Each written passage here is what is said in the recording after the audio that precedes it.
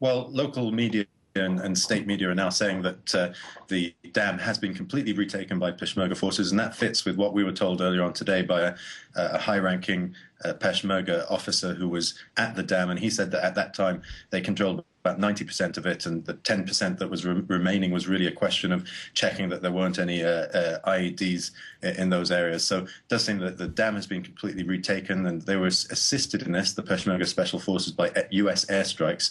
The US Air Force conducting some 30 strikes over the last couple of days, taking out an ISIS checkpoint and ISIS vehicles.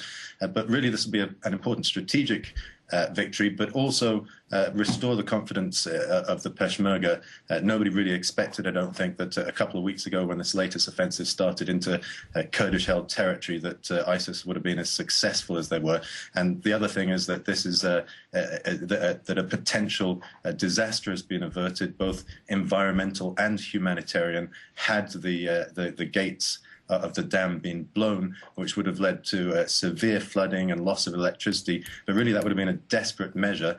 Well, it could have had one of two ways, either damage through fighting, but had ISIS sabotaged the dam, it would have been a very desperate measure, because it would have wreaked havoc in Mosul, which they're trying to use as their capital. And so it would have caused flooding and loss of electricity there. Really a very unpopular measure, which would have essentially signed their own death warrant.